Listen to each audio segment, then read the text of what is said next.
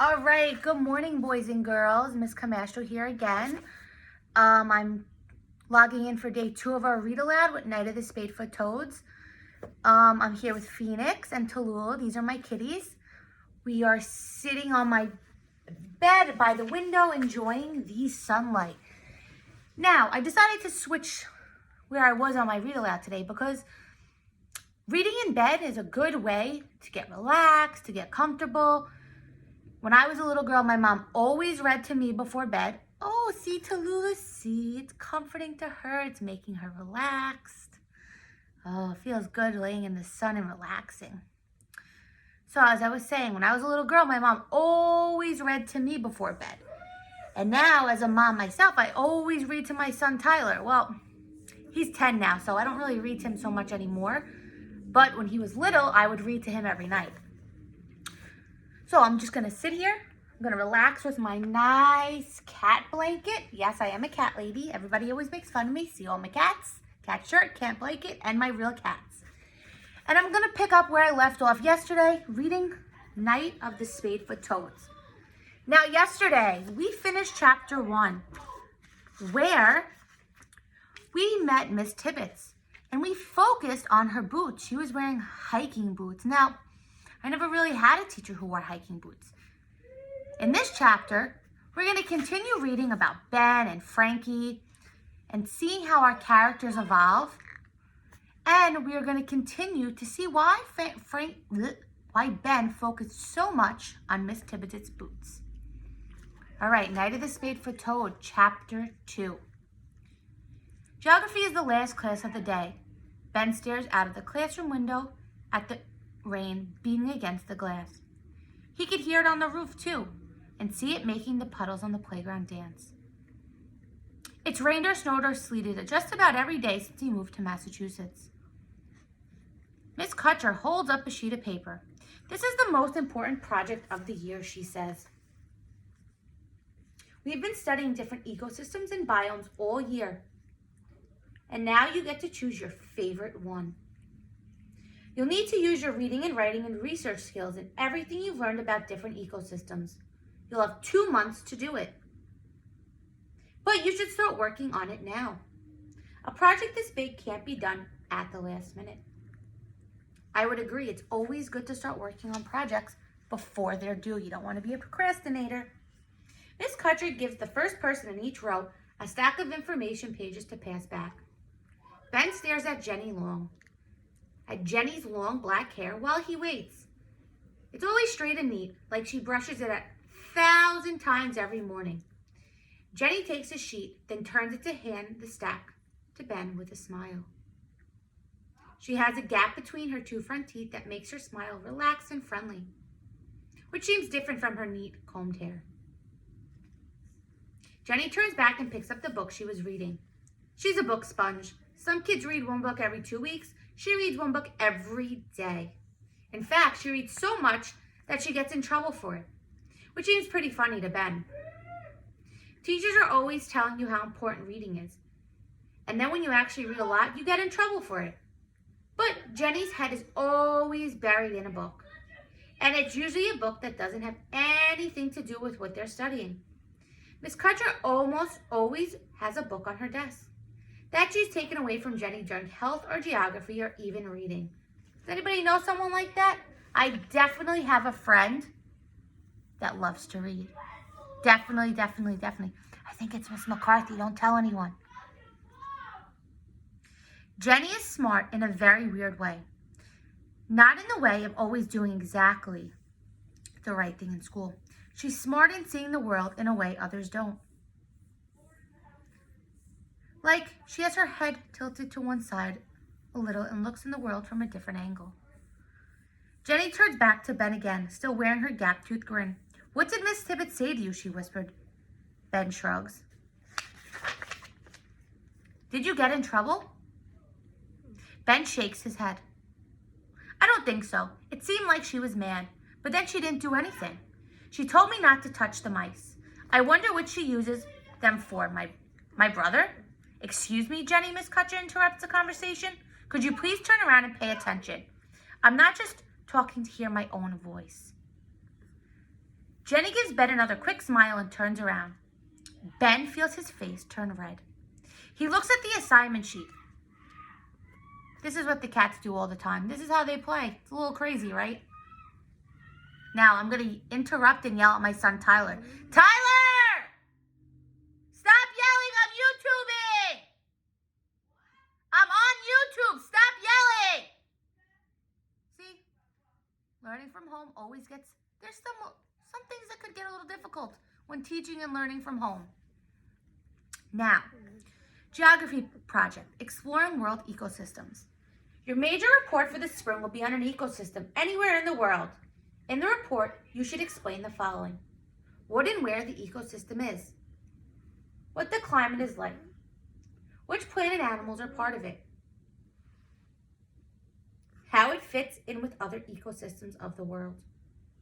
Please also discuss what makes the ecosystem a unique place and what threatens it. The report should be 3 to 5 pages in length. Please include artwork, charts, or models that will help us understand the special nature of your habitat. You may choose your topic or ask me for help in selecting one. The project is due Friday, June 5th. Now, I want us all to think to ourselves, when in school did we have a project to do? Did you have a science project, a math project? I know I give my students math projects. This year we did Volume City, we made menus, we did a lot of fun things. I also know that in ELA you did a lot of fun stuff as well as in science and social studies.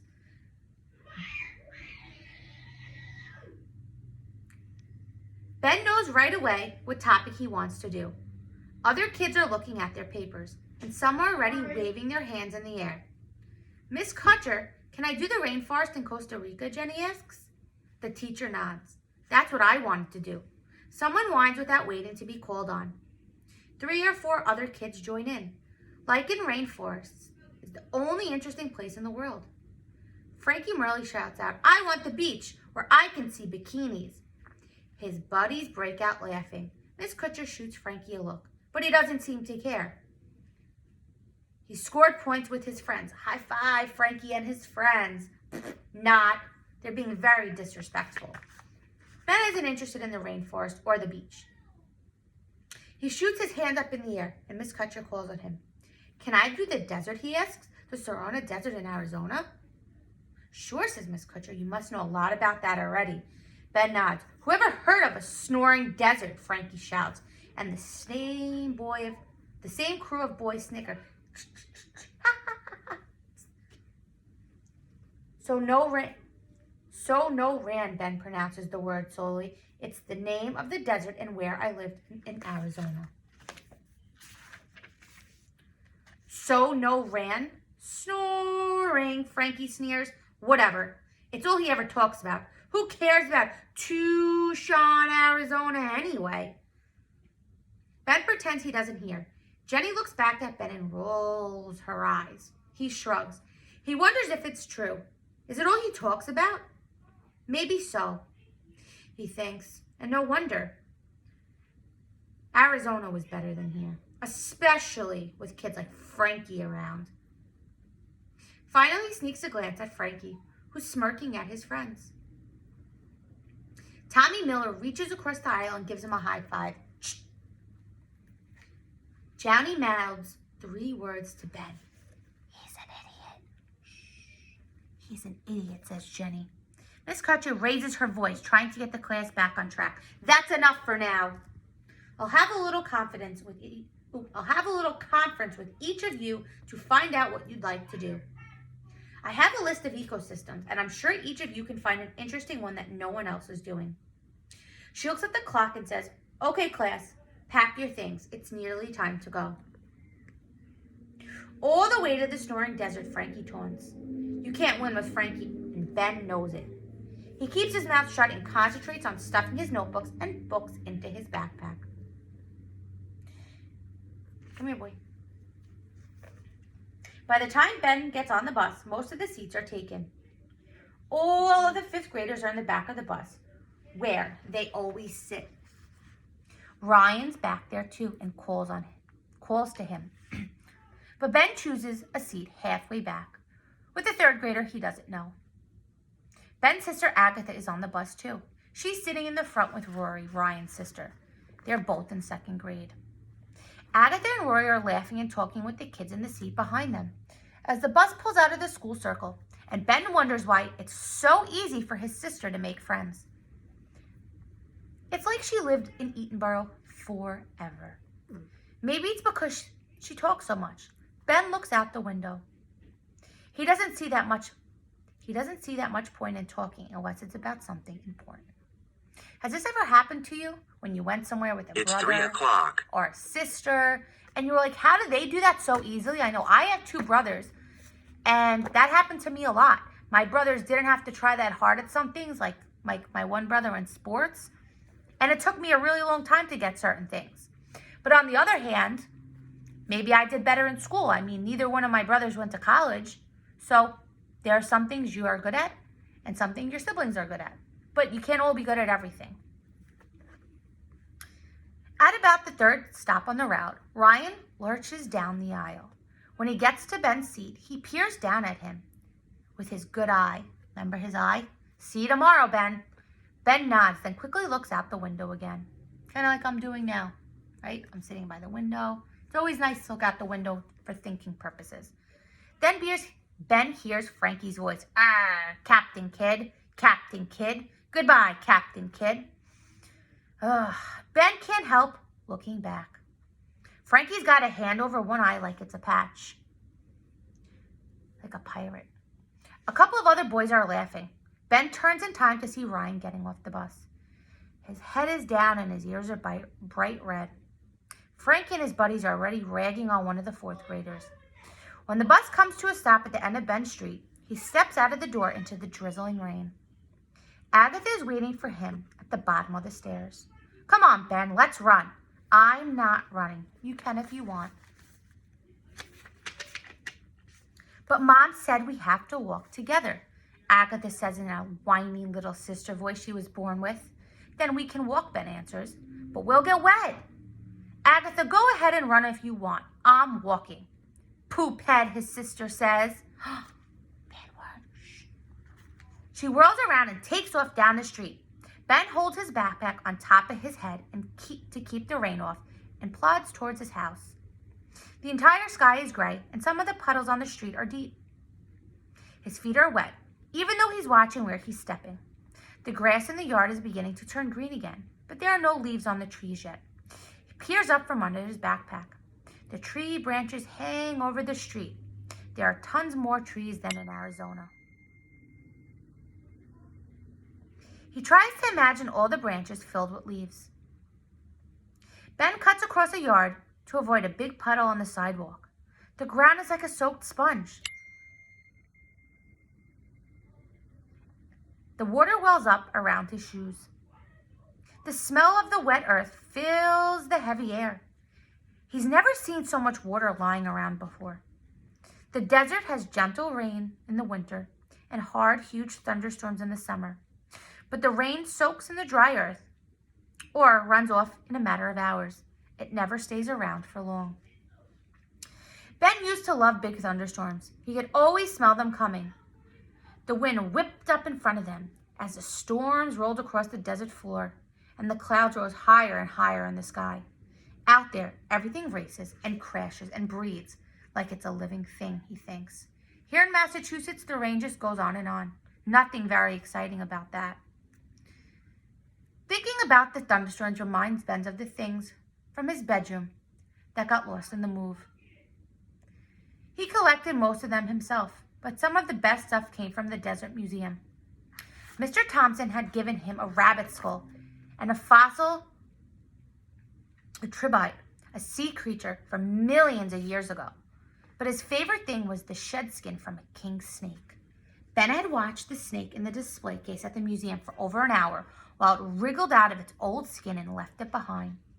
Its head and body emerged with new skin that was bright and shiny and vibrant. It was one of the most amazing things Ben had ever seen. Mr. Thompson gave him the old, dried, crinkly skin that stretched out even longer than the 3-foot snake itself. Now, I don't know if any of you know anything about snakes. I do because my brother Tommy had a reptile room growing up. And in that reptile room, he had snakes. He had 2 orange albino corn snakes. They were about this long. They were orange. But when it was time for them to shed the skin, they would go like this with the skin of their backs until the skin came off. So it was kind of a shell of skin that was left behind. And if you picked it up, it was very thin and you could see through it and you could see its scales and you could see his eyeball, but as an outline of its skin. So the snake had a whole outline of his body that he shed to get new skin as he got bigger. This is what Ben is talking about here. He's talking about one of his favorite things was an old snake skin, but he got lost in the move. I mean, has anyone here ever moved? I have. And I always lose stuff when I move, and it stinks. So I can definitely relate to Ben. So at this part of the book, say to yourself, have I ever moved? Have I ever lost something that was important to me? Yeah, the last time I moved, I lost a whole box in the move, and it stunk. But it wasn't just the displays and creatures in the museum that made it so great. Even better were all the things he learned about the desert. And the more he knew, the more he wanted to know. Every time he went to the museum, he asked Mr. Thompson and the other guides 1,000 questions. Ben, his mother had said, "You'll drive them crazy." But Mr. Thompson and the others seemed happy to share what they knew. "That's what we're here for," the old man had said. The guides taught Ben to be watchful and patient when he was outside. Nature shows itself when you give it time. "There are a lot of critters out there," Mr. Thompson had said, "and you'll see them if you know how to be still and wait." Ben had learned to be patient. In Arizona, he'd grab a snack after school and then walk down to the river wash at the end of his street. There were no new houses going up, but behind them, there was just open spaces. The desert stretching out and up into the foothills of the mountains west of Tucson, Arizona. After the area's big thunderstorms, the river ran through the wash, creating a lush place for trees and plants that wouldn't last a week in the dry ground 100 yards away. All right, I'm going to put my book down. I'm going to take a 2-minute break to get a drink of water, and I'll be right back.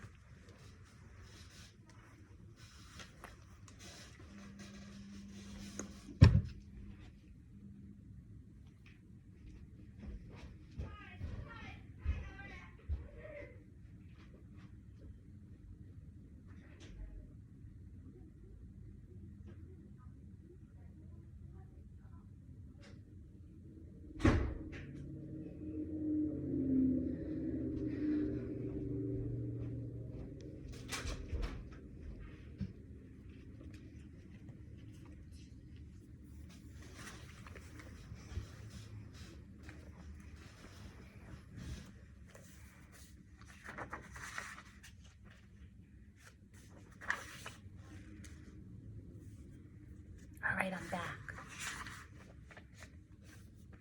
Got my seltzer. I love seltzer. Hope it doesn't overflow. Seltzer is really good. It's better than soda because it's just like water, but it has bubbles in it. All right, I'm going to reread that paragraph again, just so we can go back to where I left off at. Leave my water here. Ben had learned to be patient in Arizona. He'd grab a snack after school and then walk down to the river wash at the end of his street. There were new houses going up, but behind them were just open spaces, the desert stretching out and up into the foothills of the mountains west of Tucson. After the area's big thunderstorms, the river ran through the wash, creating a lush place for trees and plants that wouldn't last a week in the dry grounds 100 yards away. Ben had a favorite waiting place in the river wash, a big rock in the shade of the cottonwood tree. Does anybody know what a cottonwood tree is? This is a good thing to look up on Google. You can Google a cottonwood tree. You could even Google a river wash, because these are not some terms that we're familiar with living in New York. He would sit there not moving at all. And after a while, he'd always see something. Mice were regulars, and ground squirrels and lizards. Sometimes he saw javelins, small wild pigs snorting and scurrying from one bush to another. And on the few lucky occasions he saw snakes. The more he watched and waited, the more animals he saw and learned to identify. Two things here. We remember that Ben talked about snakes and mice in chapter 1. Now in chapter 2, he's going to his background knowledge of what he knows about snakes, about mice, where he's learned about them, where he's seen them in real life. So he's talked about them in the museum, and now he's talked about witnessing them outside. Now, I know we're all in our houses for longer than we have normally been, but in this paragraph, Ben gives us a little bit of advice that we could follow as we're sitting home. Because I know even my own students are messaging me, Ms. Camastro, I'm bored, I'm stuck inside, I have nothing to do, I'm listening to my brother or sister cry. Well, Ben talks about here watching nature. So I'm pretty sure we all have a window, or a building has a window, or we can even sit on our front stoop. This is a good time to just sit and watch. Watch what's going on in the environment, the world. Look at the birds and the squirrels. What is going on around you? These are things that we often miss when we're taking part in our everyday busy life. Like in the morning when I wake up and I rush to work, I'm not looking at the trees or the animals or the sky. Now that I'm not rushing and I'm not trying to get somewhere and I'm home with my family, I can look outside and I can observe these things. And as Ben's saying from Mr. Thompson, and you'll see them if you know how to be still and wait. This is some advice we could take right now, and we can really witness what's going on around us in the world. Besides the craziness of this virus, there's a lot of beautiful things that we could see. One Saturday when he was home, he heard his mother give a little yelp as she walked into the laundry room. Ben ran to see what was wrong. "It's a frog," she said, pointing to the corner. Ben looked closely. "No, Mom, it's a toad," he said. "It's a Colorado River toad. I don't care what it is," his mother said. "I don't want it anywhere near my washing machine." The large, squat toad sat in the corner, looking perfectly happy to be there. "He won't hurt anything," Ben said. "He'll eat the spiders." Ben talked his parents into leaving the toad there for several days. He was happy and so was the toad, but his mom wasn't. Ben finally carefully scooped it to a box, took it back down the river wash, and let it go. Ben's toad removal, his father had joked. In Arizona, Ben spent as much time outside as he could. Most of the kids from school were very busy doing other things, either playing sports or staying inside with their computers and TVs. But Ben didn't really like team sports, although he was big for his age and people always wanted him on their teams. And he couldn't stand spending too much time inside. It made him feel like he was wasting the day, wasting the sun. He liked being outside by himself or with someone who liked the outdoors as much as he did. Toby was the only other kid he knew who was happy spending the day exploring the nearby desert. Ben and Toby had created a collection of things they'd found. They got a terrarium and put things in it and named it Desert World. They filled the bottom with sand and some rocks. They planted a few small cactuses and turned it into sort of an ant farm. An ant and stink bug farm, actually. Ben loved catching stink bugs, funny little critters that lifted their back ends high in the air when they thought they were being attacked. But the main inhabitant of Desert World was Lenny, a western banded gecko. Toby and Ben had spent hours watching the small, quick lizards as it scurried around its little home. Dining on the stink bugs and grasshoppers, they fed it. But Ben had to leave all that behind in Tuscan, Arizona. Now Toby was caring for Lenny and everything else in Desert World. Maybe, Ben thinks, the moving people found the box, and I'll get my collection rocks and bugs back, and my books and my posters. So, this is the end of chapter 2. But I want some things to think about as we go into the next chapter. So in chapter 2, we see that Ben is really homesick, right? He's really homesick. He misses his friends. He misses the environment. He's missing his box of rocks, souvenirs. He misses his friend Toby, his best friend from home. He misses his terrarium. They named Desert World. And Lenny the gecko, who's in it. Now, I think right now, chapter 2 is so important. I mean, every chapter is going to be important in a different way. But chapter 2 is really important because right now we're all missing something. In this chapter, Ben misses his home, his friend, his pet, his toys, his souvenir, and his routines. There's so many things in these few pages that Ben talks about missing. Now, I'm going to talk about some things I miss. And while I'm doing this, I want you guys to think about some things you miss and how much you're going to love them when we get back to our regular schedules. Now, as much as I complained every day about traveling to work, I miss work.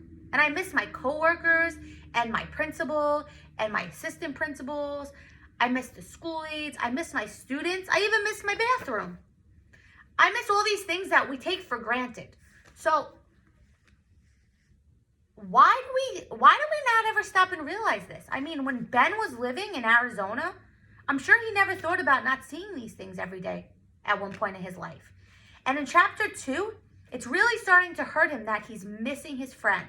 He's missing his pet. He's missing all the things he loved to do. And especially, he's missing the things he loved to do. Okay? Now, luckily I have my cats here and my son. But my routine is done. I have no routine right now. I'm trying to create a new routine. Now, if you're following my YouTube channel, you saw that in one of my earlier posts, I talked about making a routine. And that's super important during this time. I know I made a routine for my own son that I posted on the wall in our kitchen, where every day we have a routine that we're going to follow to stay in like the groove of life. It's very hard to get depressed and sad like Ben is doing in chapter 2. So, if you haven't already made a schedule or some sort of routine that you're going to be following for this time period in our lives, do so when you get off this channel. I hope you enjoyed chapter 2 of our book, Night of the Spadefoot Toads. And again, we're making routines, we're making a schedule, we're thinking about all the things that we took for granted in our old lives, because coronavirus moving forward, it's all new. So for now, it's Miss Camastro, Phoenix and Tallulah, here on Long Island. I will see you tomorrow.